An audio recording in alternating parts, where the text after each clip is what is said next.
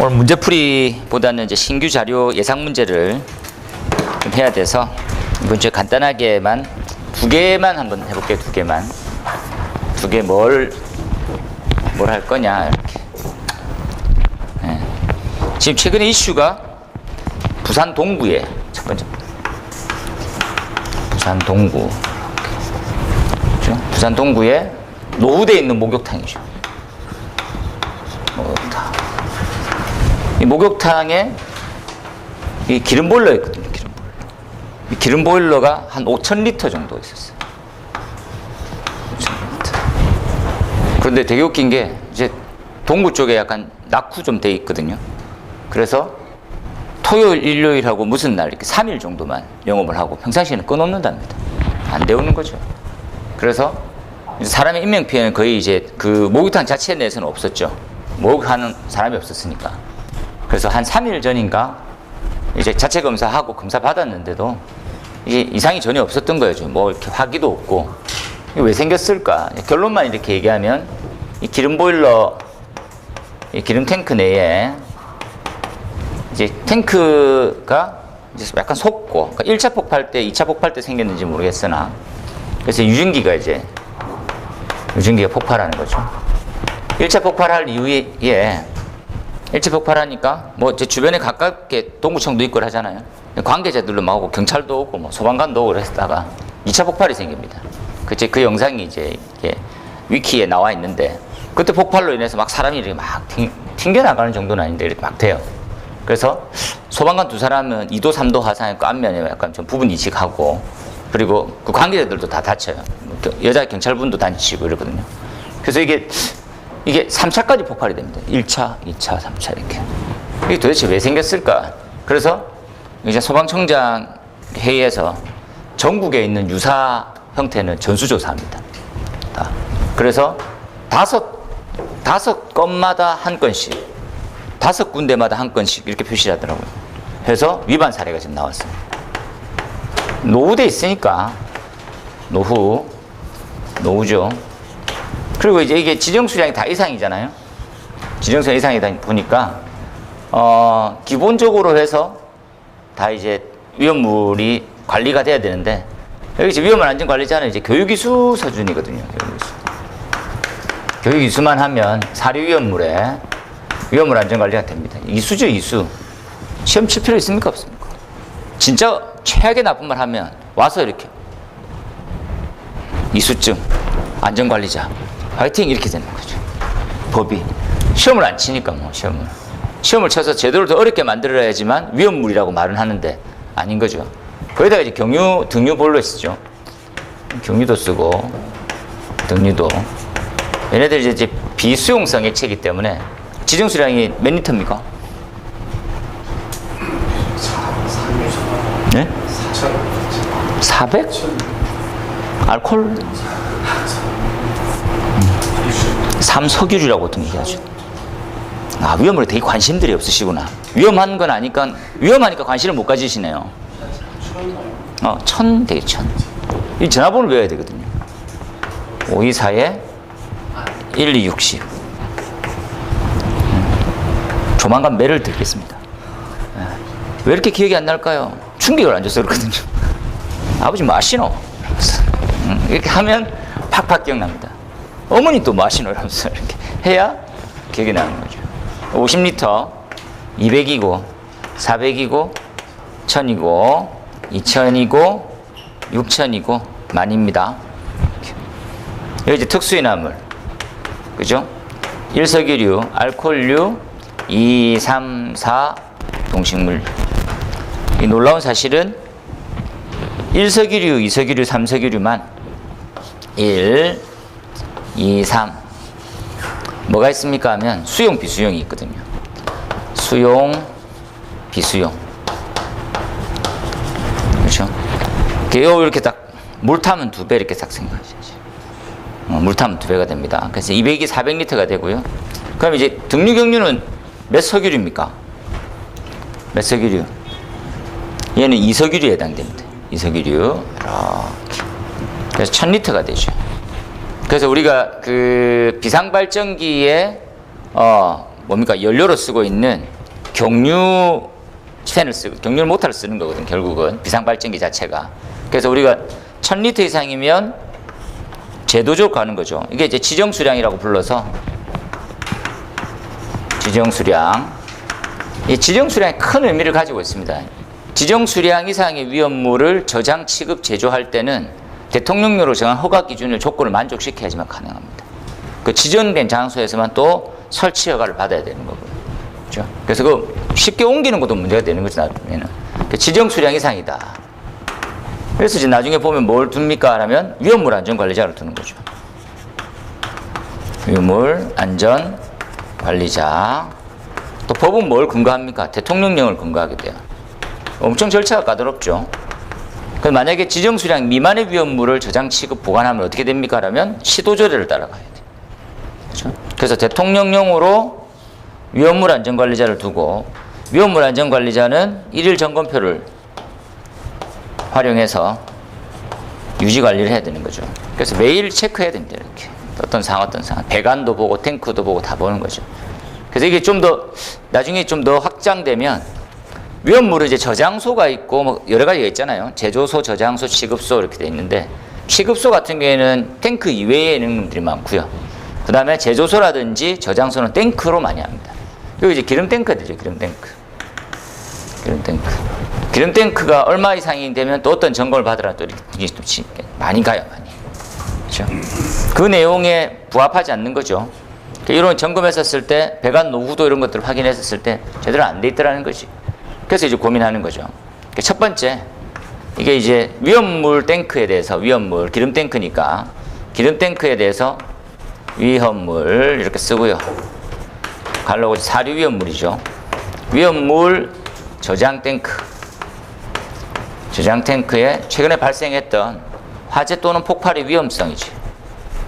화재, 폭발 위험성에 대해서 논해야 돼요. 이거 이제 고민하셔야 됩니다. 다음 시험 문제입니다. 다음 시험 문제에 대비해서 사류의 특성과 탱크의 특성이죠. 탱크. 그래서 어떻게 점화가 됩니까? 그러면 이렇게 이해하는 거죠. 유류, 즉 인화성 액체에 대한 화재 위험성을 어떻게 다느냐. 이렇게. 어떤 연소 합니까? 유류는 무슨 연소? 증발 연소 하는 거죠. 증발해서 뭐를 형성해야지만 가연성 혼합기죠. 그래서 보통 이런 얘기 많이 하잖아요. 유증기로 인해서 폭발되었다. 가연성 혼합기가 형성돼야 되는 거죠. 혼합기. 그 점화 에너지가 또 필요하네요. 이 점화 에너지가 일반 고체 가연물보다는 훨씬 더, 그렇죠, 작은 편입니다. 더 놀라운 사실은 뭡니까? 이 유증기 자체가 무겁습니까? 가볍습니까? 기름의 유증기가 공기보다 가볍습니까? 무겁습니까?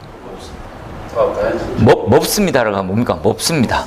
이게 무겁단 말인지 가볍단 말인지 딱 중간 말 하시네요. 몹습니다. 무겁죠.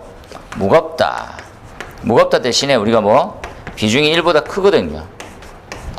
그리고 여기 발생된 현장이 지하에 있습니다. 지하. 그럼 유증기가 배출됩니까? 안 됩니까? 안 되는 거죠. 이건 심각한 거죠. 그러니까 보통 어떤 느낌을 하냐면 지하에 가면 뭐 기름내 좀 나던데요. 이런 거죠. 그냥. 이 차이가 잘 못 느끼는 거죠. 혼합기 행산. 아예 기름이 가득 차 있는 창고에 그냥 들어간 건 상관없는데 지금 새어 나온 정도는 그냥 그 정도는 당연히.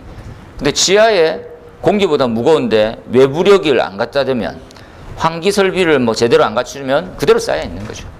그렇다 보니까 어디서 발생할지 모르는 점화원. 마찰에서도 점화원이 될 수 있는 거니까. 이때 이제 상시 폭발의 우려가 있는 거죠. 그래서 이러한 유사 사례를 전체 점검했습니다. 갔더니 아주 이제 예측이 많이 되는 거죠. 앞으로 그런 일이 발생될 수 있을 거라고. 이게 뭐랑 유사하고 좀 됩니까? 라면 이제 과거에 지금 꽤 오래됐죠. 한 7, 8년 정도 된 것 같은데 서울시의 버스가 CNG 버스가 있었습니다. CNG 버스. CNG가 뭔지 압니까? 네, 천연가스이긴 한데 원래는 뭘 갖고 와요? 외국에서 LNG를 들고 오죠. 이 LNG는 액화석유거든요. 천연 액화가스죠. 액화거든요. 근데 이제 액체 상태를 기화시켜서 쓰는데, 기화 생기는데 배관 타고 쓸 수 없으니까 탱크 안에 이제 약간 가압 액화인데 조그만 액화됩니다. 조금 압축됩니다. 이거는 액화가 아니고 압축 탱크죠. 압축. 그러니까 둘 다 재질은 둘 다 가스는 똑같습니다. 메탄입니다. 메탄. 얘는 저온액화인 거죠. 얘는 가압 압축인 겁니다. 그러니까 많은 양을 담을 수는 없었고요. 그래서 그 버스가 이렇게 지나가다가 신호등 근처에서 터집니다. 그죠? 요 위에 이렇게 20대 초반이었죠. 24살로 제가 기억하고 있는데 24살 여자분이 발목 자체에 다 날아가 버립니다. 생명은 뭐 그냥 이제 살아계신데 다 절단된 거죠. 다 절단. 그래서 이제 전수조사합니다. 서울시가 직권으로 해서 아마 박원순 시장 때였을 것 같네요. 이렇게 해가지고 다 조사해보니까 이 노후 탱크대에 있는 형태를 정기점검 시기가 없는 거예요. 너무 놀란 게 사각인 거지. 이게 뭐 우리가 알고 있는 가스 저장 고압가스 안전관리법에 적용을 받았으면 다 했을 텐데 안 되는 거죠. 노후로 다 보니까 너무 많은 거예요. 큰일 났다. 요걸 또 연구를 했습니다. 서울시립대에서 아마 제 기억에는 서울시립대 시립대에 있는 모 교수님이 연구하다가 실험실이 터져요. 그래서 그 연구했던 교수님은 돌아가시고 조교가 크게 다칩니다. 그래서 약간 이제 또 뭐 시간이 지나니까 다 잊혀졌는데 유사한 거죠. 이게 뭐 살면서 이게 좀 강화되어 있는 기준들이 없다 보니까 그냥 지나가는 거죠. 그래서 연결 부위, 탱크 자체 부식도를 다 판단해 보니까 너무 심각해진 거죠. 전수조사하고 다 교체합니다. 그렇죠? 마찬가지죠, 이렇게. 뭐 미리 알고 이게 저장량이 이렇게 많으면 누가 보일러에 그죠, 이렇게. 근데 지금은 보일러가 되게 웃긴 게 이 보일러가 가스 보일러로 다 바뀌었거든요. 바뀌었는데 특정 지역은 못 바꾸는 거예요, 설비를. 예를 들어 재건축 재개발 지역이다 이렇게 하면 그걸 못 바꾸게 이렇게 좀 돼 있다. 그러니까 이번에 이것도 못 바꿨다더라고. 자기는 미리 바꾸고 싶었는데. 그래서 바뀌어 있는데도 많은데 아직 남아 있는데 많은 거예요. 노후돼 있고 그런 것들. 그에 대한 다 사각 지역이었죠. 그래서 지금 이제 좀 알아야 되는 것들은 이게 그 노후돼 있는 목욕탕의 어떤 그런 특성보다는 유리 탱크에 대한 특성을 좀 과제를 이해해야 되는 거죠. 탱크. 그래서 사각 지역에 있는 이 탱크를 어떻게 유지 관리해야 될지까요? 이렇게 하는 거죠. 두 번째, 이 작업장에서도 분명히 발생될 수 있습니다. 작업장, 그죠? 어떤 작업장이 있습니까? 라면 이 유리 탱크를 11년마다, 13년마다 대형 탱크는 위험물 저장 탱크 얘기합니다. 그러면 우리가 말하는 정기 검사를 해야 되거든요. 이 정기 검사나 아니면 구조 안전 점검이라는 걸 받을 때 어떻게 해야 됩니까? 하는 거죠. 그래서 이제 이렇게 큰 탱크가 있어요. 컨루프 탱크를 이런 모양으로 그린 거죠, 제가. CRT 탱크입니다. 약간 솟아있겠죠, 이렇게. 그죠? 그러면 이렇게 뚫고 위를 뚜껑을 다 엽니다. 이렇게 갔던 형태를 뚜껑을 다 열어요. 그래서 팬을 안에서 확 틀죠. 양쪽으로 나가게. 이해됩니까? 바깥쪽에서 비를 넣고 막 안쪽으로도 빼고. 그래서 유증기를 다 빼고 한 3일 뺍니다, 3일. 그만큼 오래 남아있어요. 마찬가지입니다. 작업장에서 이 유리탱크 안에 있는 뭐 용접부 하다가 검사하다가 다 터지고 이러거든요. 그 부분을 잘 아셔야 돼요. 그죠? 유증기하고 작업장일 때 유리탱크 어떻게 할 거냐. 중요한 거죠. 이렇게 똑같이. 그죠? 그럼 이제 어떻게 해결해야 되겠습니까? 하면 그 다음 프린트물에 나와 있습니다. 뭐라 적혀 있습니까? 퍼징 방법이죠. 퍼징. 우리가 단순하게 이제 퍼징이 불활성한 이 개념인데 유증기를 유리탱크 내 유증기를 없애는 방법 중에 대표로서 쓰고 있습니다. 아예 이제 뺄 수 있는 방법으로. 그래서 4가지를 넣었으니까 여기서 이제 이 공부하시다가 유리탱크의 유증기에 대한 부분들, 뭐 대책, 뭐 기타 등등이면 그 자료로 해서 4가지 답을 세팅해서 요 부분들은 공통으로 암기하셔야 되죠. 유류와 증발되고 가연성 혼합경일 때 저하온이다. 가연성 혼합경은 공기보다 무겁다.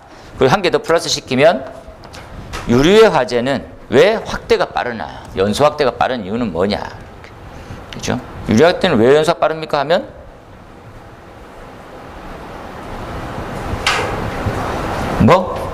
표면 장력이라 했습니다. 표면 장력 뭐보다 빠릅니까? 하면 고체 표면보다 훨씬 빠르죠. 그 이유가 뭐냐? 이렇게 딱 생각하셔야 돼요.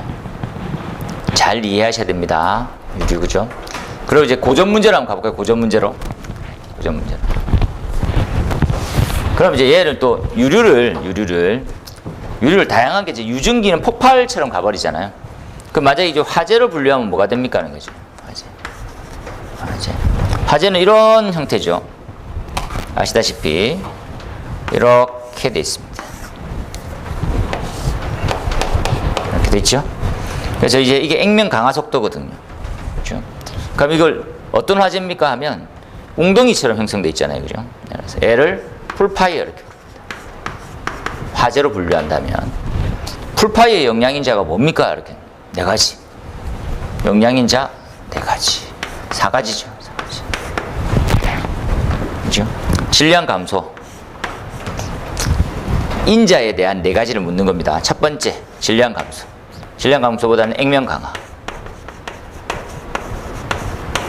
액면 강화 속도에 대한 중요. 그 다음 화염 길이. 화염 길이. 세 번째 뭡니까? 세 번째, 바람의 영향. 이걸 딱 그리는 순간 복사열에 대한 피해, 환산거리, 그렇죠? 가열 길이가 나오겠죠. 그럼 확대가 엄청 주변의 전파가 빠른 겁니다. 그렇죠? 그렇죠? 얘가 바람의 영향입니다. 그렇죠? 내부 한번 볼까요? 내부. 이게 4번이 제일 중요하죠. 4번이 뭡니까? 라고 하면 중진류와 경진류의 차이입니다. 이게 끝판왕이죠. 중진류와 경진류의 차이. 제일 큰 질문이죠. 경진류는 어떤 연소를 합니까? 증발 연소를 합니다. 중진류는 어떤 연소를 하나요? 분해 연소를 합니다. 이때부터 공부가 시작되는 거죠. 모르는 사람들은 맨날 딴소리 하고 앉아요. 중진류가 분해 연소를 하니까 액면의 온도는 어떻게 됩니까? 중진류하고 경진류 분해했을 때 액면의 온도.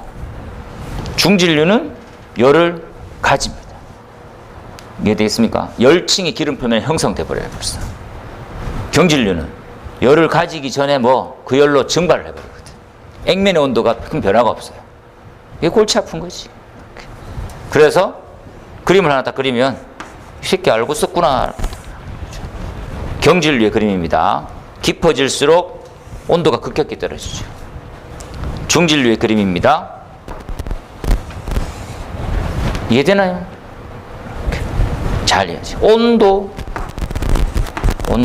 깊이, 생각해보죠. 연류층. 같이 그린 그림이죠. 헷갈릴 수 있게. 몇 도 정도 형성됩니까? 중진류. 몇 도? 표면에. 몇 도?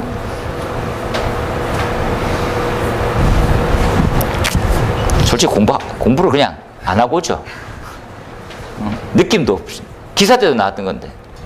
200에서 300도. 그래서 기름이 점점 타고 내려가다가 200에서 300도가 한 20cm 정도 떨어졌을 때 그때 하부의 물이 폭발적으로. 근데 신기한 게 5,000리터 했었잖아요. 5,000리터. 5,000리터 탱크에 그때 3,000리터 했었대요. 2,000리터, 3,000리터. 그 다음 폭발 이후에 잔여가 500리터 남습니다. 완전 다 소진된 건 아니죠. 증기만 터진 거예요. 그래서 이거 좀 신기하더라고. 지금 이제 국가수에서 명료하게 점검하고 있으니까 결과는 이제 조만간 나오긴 하겠죠. 그래서 일반 가스 폭발은 거의 다 없어졌거든요. 유류니까 남아있고 출동해서 맞아 껐기 때문에 잔여 기름이 남아있지 않았을까 하는 생각이 드네요. 그렇죠? 요 스토리가 중진류, 분해연소, 열층, 가열, 그래서 결과가 보일오버, 슬로버버 나오는 거죠. 보일오버, 슬로버버, 플러스오버. 근데 지금 묻고자 하는 거 얘가 제일 중요하죠. 메커니즘의 전개입니다. 엄청 중요하죠. 그래서 지금 유증기 폭발 이렇게 하면 약간 좀 시야를 조금 더 여셔야 돼요. 요거 이제 요 부분에서는 어디서 공부하면 됩니까? 연소에서 연소에서 가져오세요. 여기서 갖고 올까요? 위험물에서 가져오세요. 위험물에서 분류. 어렵지 않으니까. 딱 10점, 10점. 그 다음에 여기서 갖고 오는 거지. 이제 나올 때도 됐고. 항상 이 보일 오버, 슬롭 오버, 플러스 오버 셋 다 안 묶고요. 보일과 슬롭 이렇게만 딱 묶고. 얄팍한 놈들. 여기 이제 나오는 거지. 여기 25점. 25점은 위험물에서. 위험물인데 위험물 아닌 놈 중에 하나가 있죠. 제가 이제 간단하게 세 가지만 해놓을게요. 오버 시리즈죠, 오버 시리즈. 오버하고 있네, 이 새끼들. 첫 번째 보일 오버입니다. 보일. 아시다시피 이제 모든 공통사항이 중진류죠. 중진류. 그죠? 또 공통사항이 뭡니까? 수분입니다, 수분. 중진류와 수분이 만난 거죠. 그리고 그 다음에 하나 추가되고 안 되고 있죠. 중진류는 뜨거운 기름이어야 되죠. 뜨거운. 왜 뜨겁습니까? 분해 연소하니까 뜨거워진 거죠. 200에 300도 정도 됩니다. 이렇게. 보일오버는 끓어서 넘치는 거죠. 끓어서 불 붙은 기름이 넘치는 거. 이렇게 딱 나오고. 그 다음 또 뭐가 있습니까? 슬로버버죠. 슬로버버는 유류의 주수시 이렇게 되죠. 수분이 있는 주수시 넘치는 거죠. 이렇게 쉽게 이해해 놓으세요. 원래 이제 내부의 메커니즘은 다릅니다. 쏘면 뜨거워져 있는 기름이 식어지고 하부에 뜨거워진 게 연료의 방향이 바뀌어서 넘쳐나가는 거거든요. 그거 알 필요가 별로 없더라고. 시험하고 별로 연관을 별로 안 시키더라고. 여기까지 보시고. 그러니까 주수 위쪽에서 넘치고 하부에서 끓는 거죠. 하부에서 물이 넘치는 거니까. 세 번째가 있죠. 플러스 오버. 플러스 오버는 뭡니까? 똑같은 게 이제 뭡니까 하면 끓어서 넘치는데 화재가 아닌 거죠. 화재하고는 무관하고 그냥 뜨거운 기름으로 물을 데워서 넘치는 거죠. 끓어서 넘치는 건 맞습니다. 그런데 화재는 없어요. 이렇게 딱 그렇죠. 여기까지를 싹 줄치면 한 놈만 더 하면 되죠. 한 놈. 요만큼의 오버가 중진류였다면 경진류에서도 생길 수 있어요. 경진류에서 그렇죠? 화재가 발생했었을 때 탱크에 대한 유류의 양이 2분의 1 이하로 돼 있으면 폭발할 수 있죠.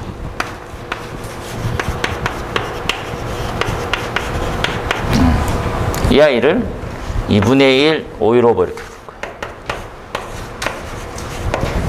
거예요. 이게 이제 기름 4종 세트죠. 이거 말고는 없습니다. 기름의 4종 세트. 오일 오버, 플러스 오버, 슬롭 오버, 잘 적으셔야 돼요. 첫 단추가 잘 꽂혔다는 중진류의 특성을 경진류에서는 안 생깁니다, 이런 애들이. 그렇죠? 하부로 열을 전파하지 않는다고 위로 이제 다 타버리는 거라서 하부로 열이 전파돼야 되잖아요. 그게 안 되는 거지. 여기서부터 잘 꾸며 나가야 돼. 딱 됐습니다. 요렇게 한 주간 이슈가 있었고요. 그 다음에 더 큰 이슈가 있는 거죠, 지금. 저는 약간 이 상황을 좀 좋은 방향으로는 보고 있는데 이게 원래 없었던 방식이 아니고 보시면 이런 거죠. 지금 이제 우리가 검토하고 고민하고 있는 것 중에 대표적인 예가 과거까지는 불과 얼마 전까지는 전기차였거든요. 지금 전기차는 계속 이슈가 되어 있습니다. 전기차. 그래서 제가 이번에 이제 그 부산기술사 세미나를 부산에서 약간 간단하게 했었는데 제가 이제 1시간 그 발표할 때 그 자료를 단톡방에 올릴 테니까 한번 보시고 이제 환경부에서 공약을 했어요.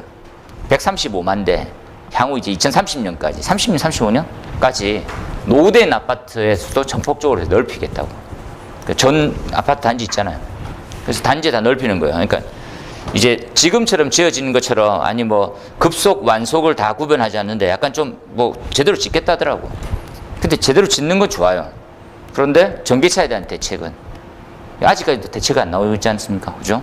대책이 안 나오는데 가능하냐 이런 것들이지. 그런데 환경부는 발빠르게 이제 앞으로 이제 편의에 대해서 한번 설명해주고, 그러니까 소방청에 힘이 없는 거예요. 안 됩니다. 잠깐 기다리세요. 그럼 발표하지 말고. 그래서 이거 좀 더 신경 쓰고 합시다. 이렇게 돼야 되는데, 이런 거지. 그 부분에 대해서 좀 고민인 거죠. 그죠? 그러니까 이게 뭐 전기 저장 장치 한번 들어올 때도 우리는 아무것도 손 놓고 있었거든요. 전 세계가 다 손 놓고 있었는데 정책적으로 우리나라가 이제 강압적으로 밀어붙인 거예요. 리튬 이온에 대해서. 리튬 이온. 이때는 이해는 조금 하려고 하다가도 안 되는 거죠. 뭡니까? ESS. ESS의 안이 만들어질 때 부처가 8개 넘게 이렇게 다 모입니다. 소방도 이리 와. 이렇게 국토부에서 환경부부터 해서 뭐 행안부 다 와. 전기통신 전부 다 오거든요. 왔었는데 ESS 이제 먹거리가 됐어. 이렇게 다 우리 나라에서 생산하는 거죠. 이거 전부 다 먹거리다. 대책을 마련해 줄 수 있는 데가 있습니까? 소방 말고는. 소방청이 입을 닫고 있었는 거지. 안타깝게. 힘이 없는 되는 거죠. 이렇게 딱 있는데. 안 됩니다. 이렇게 할 수 있는 사람이 있습니까? 그럼 뭘 하고 있어야 됩니까? 직을 내놔야죠. 안 됩니다. 안 돼? 그럼 다음 사람 있나? 이렇게 답하는 거지. 안 됩니다라면, 왜 안 돼? 이렇게 묻지 않고, 그럼 다음 사람 있어? 이렇게 얘기하는 거지. 그러니까, 되겠죠? 그 다음부터 ESS 불이 계속 납니다. 뽕, 뽕, 뽕, 뽕. 그러면서 이 당시 정책에 대해서 가타부타를 얘기하는 사람이 아무도 없는 거예요. 되게 웃기지 않습니까? 이거 보통 대안을 마련해놓고 정책을 해줘야 뭔가 되는데, 더 웃긴 거는 이 당시에 이제 우리나라 이렇게 할 거다 했는데 NFPA에도 자료가 없었던 거예요. 전 세계적으로 대책은 하나도 없는데 해! 이렇게 된 거지. 그 전기차 불나고 테슬라 불나고 테슬라가 자기 회사 불난 거에 대해서 누가 오픈합니까? 근데 테슬라는 오픈해요. 왜냐하면 이게 시급한 상황이거든요. 나중에 역소송 들어오면 조단입니다, 조단이. 그래서 얘기를 해요. 야, 2만 리터 썼다고. 2만 리터를 썼는데도 불을 못 껐대요. 2만 리터. 놀랍지 않습니까? 그 다음부터 이제 전 세계적으로 막 하는 거예요. 오스트레일리아, 스웨덴, 뭐 호주, 뭐 쫙 다 나와요. 막 독일도 나오고. 그래서 각종 장비들 다 나와서 이렇게 차 집어넣자 대안이 나오는 거죠. 요것도 지금 부산에서 이렇게 막 정리해서 나가고, 우리도 뭐, 저도 부산에서 발표할 때 했었지만, 이때도 이 만든 주 부처에서는 얘기가 없어요. 얼마나 팀이합니까? 그쵸? 청이 얘기 안 하고. 나중에는 뭐 합니까, 지금? 이 가이드라인이 부산에서 만들죠. 일개 시도밖에 안 되는 부산에서 전기차 가이드라인 이렇게 만들자. 이렇게 해서 발표 2번 하고, 취합해서 이제 청에 올리고, 청이 이제 전국에 공지합니다. 그래서 지금 이제 끈 사례들이 막 나오기 시작하는 거죠.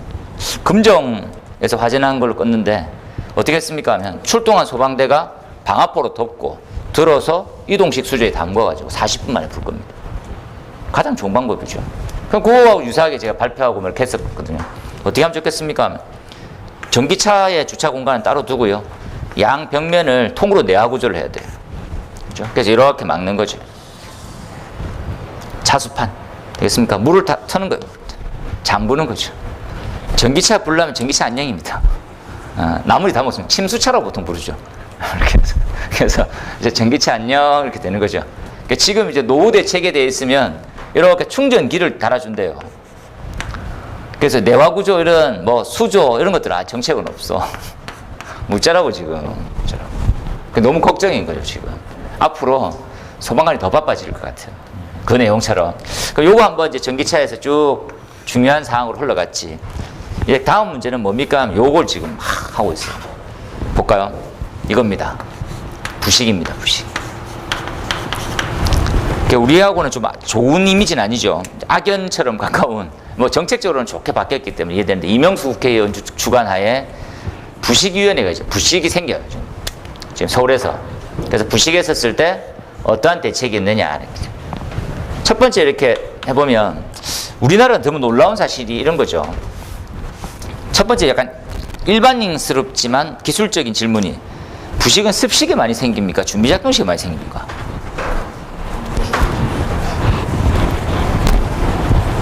근거 있습니까?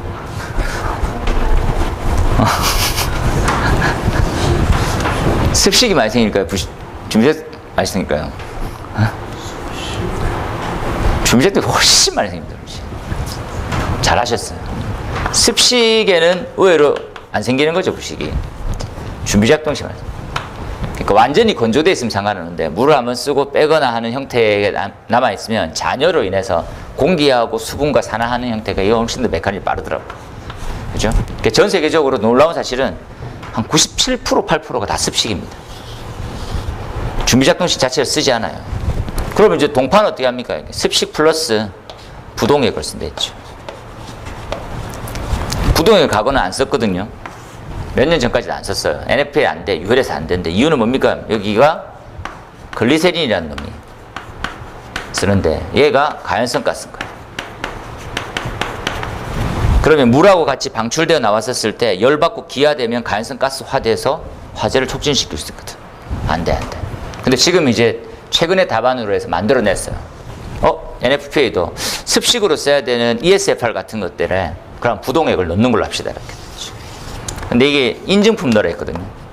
국제기준의 인증. UL에서 세계 넘어야 될 산이죠. 우리나라도 좀 빨리 만들어가지고. 그래서 준비작동식은 여러모로 쓸 데가 절대 없어요. 안 돼. 절대 쓰면 안 돼. 그래서 습식이지, 습식. 그죠? 근데 지금 우리나라의 배관은 두 번째, 어떤 배관을 제일 많이 쓰고 있습니까? 소화배관은. 아연도 관관이라는 걸 쓰잖아요. 되겠습니까? 아연도 관관이 뭐요? KSD,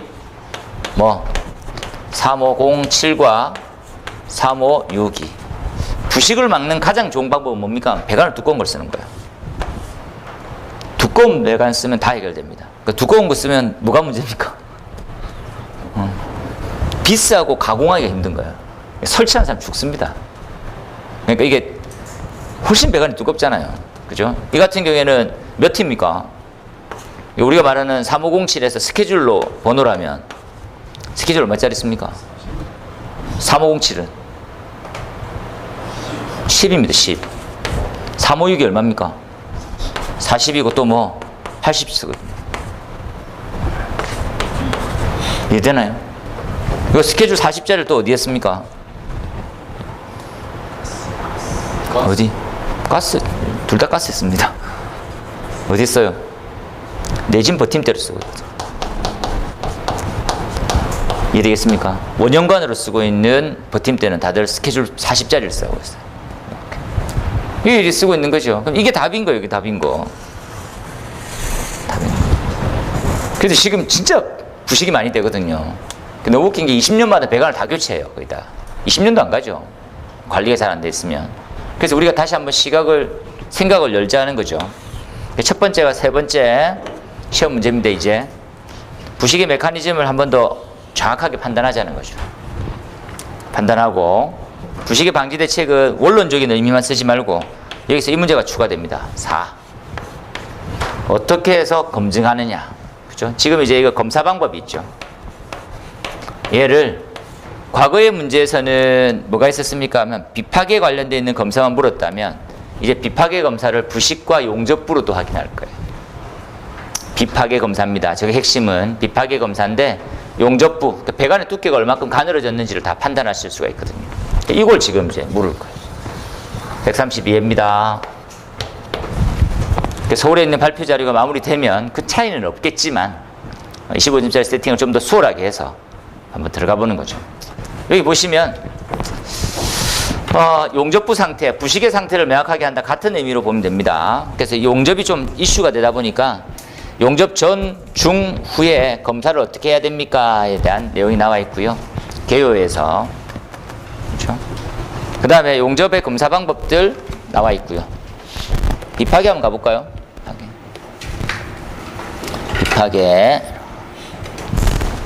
비파괴 방법들 쫙 이해하세요. 그리고 시험 문제 이렇게 쓰실 수 있을 정도면 제일 좋은데 이게 좀 어렵나요? 나 하면서 이 정도는 쓰겠지라는 생각이 들었는데 그죠? 이건 실무에서는 늘 쓰는 것이거든요. 비파괴 검사의 첫 번째 초음파 탐상법 그죠? 예. 보시면 용접부에 초음파를 투입해서 이 초음파 우리 알죠? 지금 위 이렇게 하고 장하고 있잖아요. 간 초음파 똑같은 방식입니다. 음파로 싹 보내가지고 이게 반송되어서 들어오는 놈, 그렇죠? 예, 확인하는 거다. 그러니까 지금 보시면 피해 UT가 있고 그냥 UT가 있죠. 담상법 기준은 요 기준을 따른다고 적혀 있습니다. 참고로 이제 요 기준까지를 뭐 등급별로 이렇게 하는 게 있거든요. 너무 간 것 같더라고요. 그냥 저 기준을 따릅니다. 등급별로 분류합니다 정도만 보시고. 하지만 제가 10점짜리로 초음파 탐상법까지가 나올 것 같아서 이것까지 넣었어요. 전체 방법론적이면 굳이인데 요 지금 초음파 탐상법 많이 쓰는 편이라 가지고 그래서 용접부가 있고 이 용접부는 부식 부위로 바꾸셔도 됩니다. 이해되겠죠? 그래서 용접과 부식이 같은 거지. 배관 두께도 같은 문제입니다. 용접, 부식, 배관 두께 확인 이런 거 있잖아요. 그게 다 같은 거라고. 마찰 손실 확인도 다 같은 말이 되죠. 자연스럽게. 여기다가 띵 보내는 거죠. 반송되어 오는 놈으로 확인할 거다. 여기 보시면 전파거리, 그렇죠? 속도하고 시간. 나머지 보시면 요 좀 에코펄스하고 초음파하고 이렇게 비교해 볼 거거든요. 요만큼 꼭 체크하십시오. 이렇게. 그러면 되게 웃긴 게 이렇게 스크린에 뜬답니다. 화면에 두께가 팍 뜨는 거죠. 그래서 똑똑똑 찍어서 여기 지금 두께가 가릅니다. 뭐 합니다. 이렇게 하나. 쉽더라고요. 자료를 보니까 이거 왜 안 하고 있었지 이런 거지. 왜 안 합니까? 비용도 얼마 안 하는데, 그죠? 이거 한 10년에 한 번 한다 생각하면 되거든요. 10년에 한 번 하면 비쌉니까? 이게 1,000만 원 이런 거 주는 게. 응? 그거 다 모아서 뭐 합니까, 이게? 응? 운영위원장님 회식? 이건 아니잖아요. 하실 수 있는데. 다음 페이지 넘어가서 방사성 투과 방법이죠. 방사성 투과 방법은 KSB 0845의 방법으로 해서 4등급으로 분류했습니다. 여기 보시면 방사선을 가지고 하고 이제 필름지로 보는 거죠. 필름지. 그래서 필름지를 남겨가지고 요 필름지 요거거든요. 그래서 결함이 있는 부위는 표시가 뜨더라고요. 그렇죠. 그래서 내부 결함을 확인할 수 있다. 그 다음에 자기 분말 탐상법. 무슨 말입니까? 이거? 철가루를 이렇게 뿌리면 이렇게 철가루 쌓이는 데는 부식이 생긴 거 그렇게 알 수 있다더라고요. 그죠? 자외선을 통과합니다. 자외선 통과. 이거 보입니까? 그림. 자외선 이렇게 통과시키면 그러면 부식이 좀 있는 형태는 철가루들이 남아있고 없으면 그냥 균이라고 되어 있습니다. 그죠? 그래서 이 자분, 결함 부위에 철가루들이 이렇게 막 들어가 있더라고요. 그죠? 여기 정상적인 형태라 예를 들어서 봅시다. 그럼 여기 이제 결함 부위. 그런 것들을 확인해서. 결함 부위 보입니까? 글자가 좀 안 보이네요. 결함 부위, 자분. 이게 자석가루죠, 자석가루. 그래서 이렇게 뿌려놓고 자력선 한 번씩 돌리면 이 아이들이 그 틈새로 싹 다 들어가져 있는 거죠. 그래서 이 틈이 눈에 보이는 거예요. 이렇게 싹 치워봤는데 남아있는 거죠. 여기 문제구나. 이렇게. 그 다음에 침투 탐상법. 되게 편하더라고요. 뭡니까? 자, 보시면 약간 적색의 침투액을 도포해 놓고 백색의 현상제를 더 위에 덧대는 거죠. 균열이 있는 데는 적색이 남아있는 거. 이거 보입니까? 이렇게? 이렇게. 그죠? 그래서 여기는 이제 백색들, 문제 없는데 적색들 남아있는 거예요. 여기 이제 이게 균열 낳는 부분이죠. 가볍게 하나 그려놓으시면 돼요. 글로만 좀 적어도 될 것 같고. 이 방향으로 한번 이해를 좀 하시면 좋을 것 같아요. 이 네 가지는 지금 이제 필수입니다. 저 부식으로 인해서 소화배관에 어떤 큰 문제점이 있는지는 제가 설명 안 해도 다 알죠.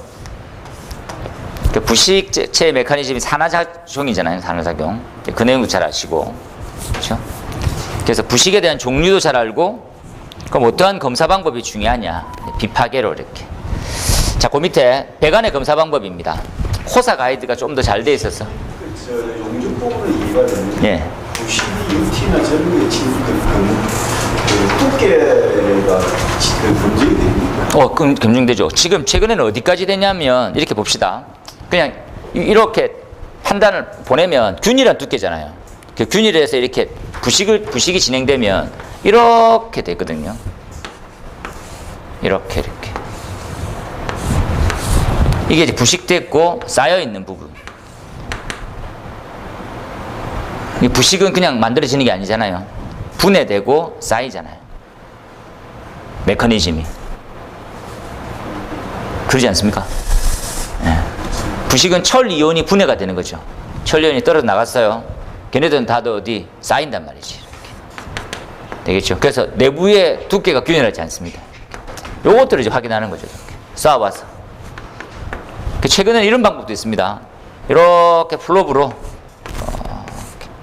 이렇게. 그럼 이렇게 공이죠, 공하고 같이 지나가는 거예요, 이렇게. 그럼 밑에서 거리가 딱 계속 나오는 거죠. 이렇게 있잖아요, 균일하게. 그래서 배관에 안에 이제 공 넣고 쭉 꺼보는 거죠, 이렇게. 그럼 밑에 이제 두께가 달라졌을 때 삐삐삐 소리 나고, 아, 여기입니다. 쭉. 그 방법도 있더라고요. 다양한 방법이 있습니다. 방식 똑같아요, 방식. 그 다음에 여기 보면 배관의 검사 방법 딱 보시면, 그죠? 예. 뭐 이렇게 위험도를 뭐 할 수 있다. 유관 검사하죠. 도장 상태 보고, 이렇게. 그 다음에 뭐 합니까? 다음 페이지 보면 배관 두께. 배관 두께 검사 방법이 똑같죠? 저게 부식 방법 똑같습니다. 딱 체크해놔야 됩니다. 예. 그래서 이제 우리가 읽을 때 똑같다라고 얘기했던 게 초음파 탐상과 방사선 투과 방법이 배관 두께도 적용하고 용접 부위에도 적용하고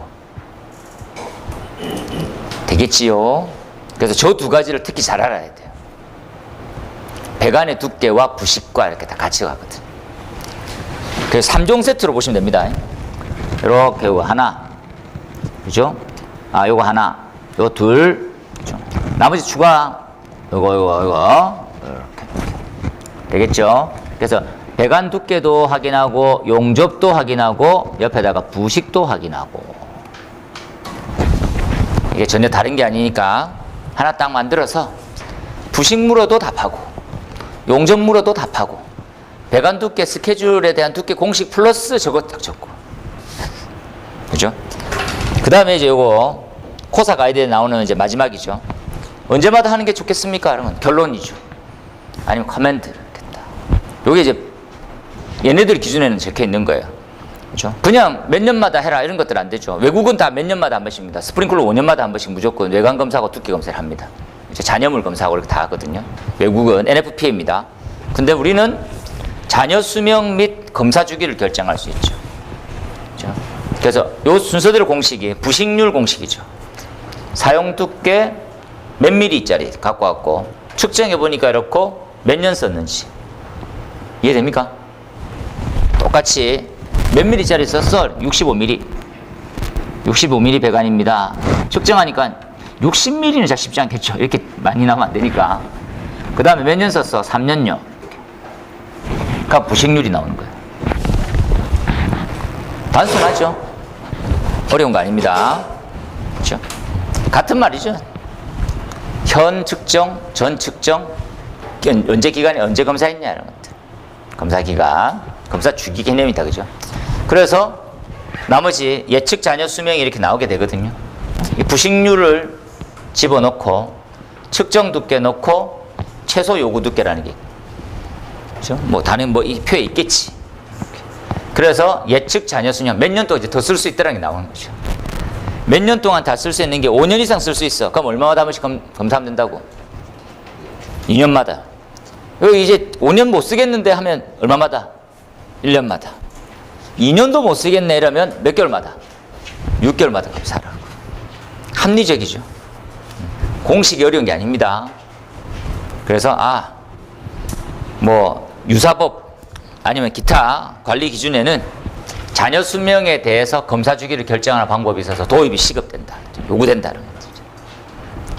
주변에 코사 규정이 코사입니다. 우상은 아니다. 네, 우상은 아니죠. 그런데 우리 기준이 없잖아요.